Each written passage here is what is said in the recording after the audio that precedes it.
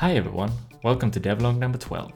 This week I haven't done anything on the game, due to taking care of my newborn baby, but the week before that I did a lot of things that I haven't shared with you yet, so let's get into it.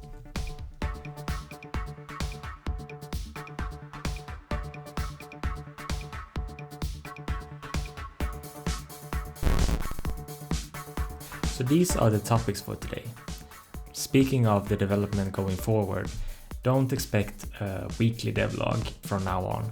I would more expect bi-weekly release schedule on these devlogs. On the last devlog, I asked for your feedback on the game, and I got some really good suggestions. And I also put my wife in front of the game, and she's not a gamer, so I could really get the sense of how an unexperienced player got around in the game. And I took that feedback and your feedback, and I've already implemented some of your suggestions, and that's what I wanted to show you today. So let's get into it. Okay, first of all, I've changed the navigations in the menus. Before, all the navigations in the menus were situated on the left, and all the tabs menus were situated on the right.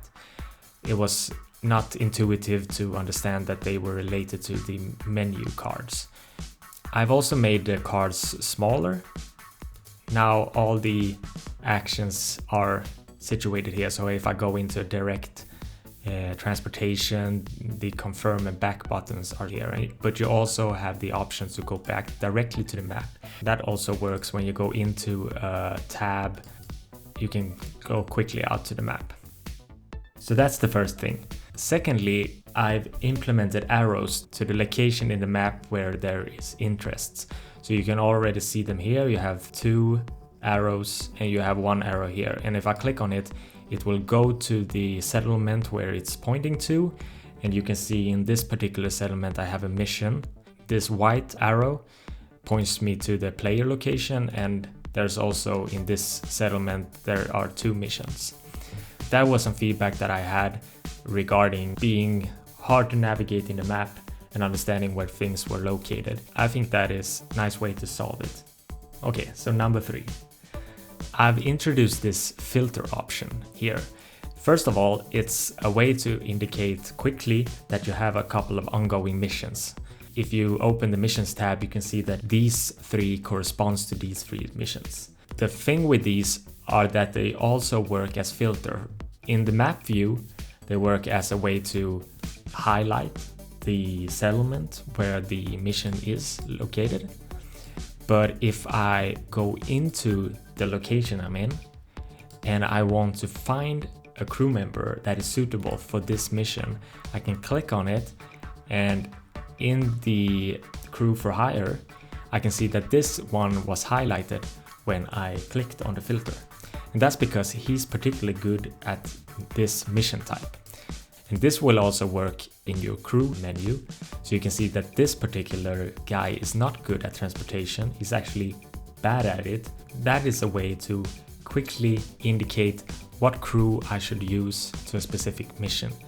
And this leads us into part 4 of this video.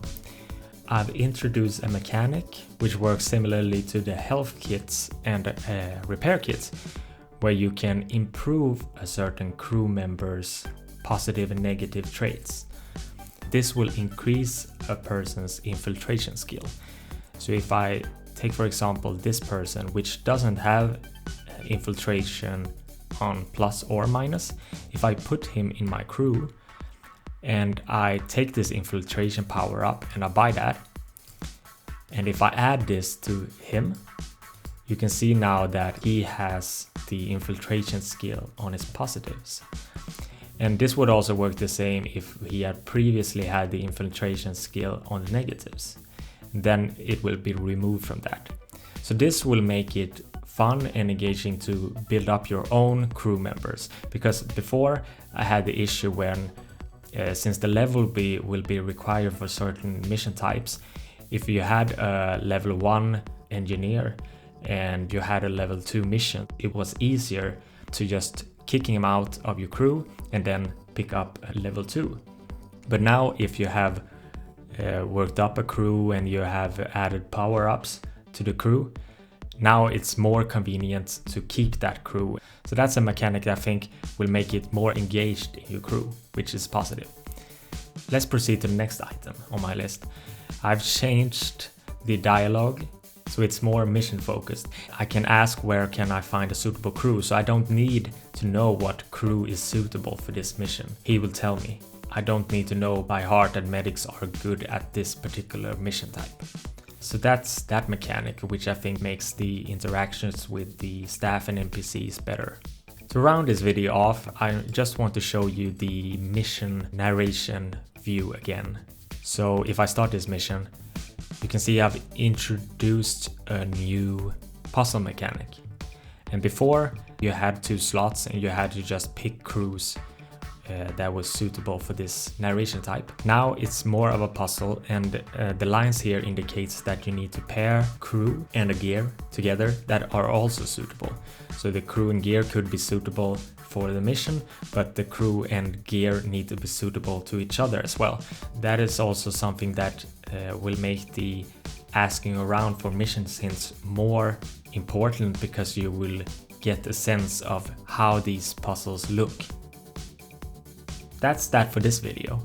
Like I said, I might not have another video coming up next week, but the week after that I've probably been able to work on a couple of things. I'm not sure exactly what I should focus on next, but that is something that will become apparent when I sit down again figuring out where to focus my efforts next.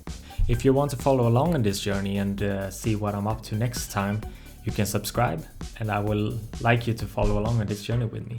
And until next time, see you later.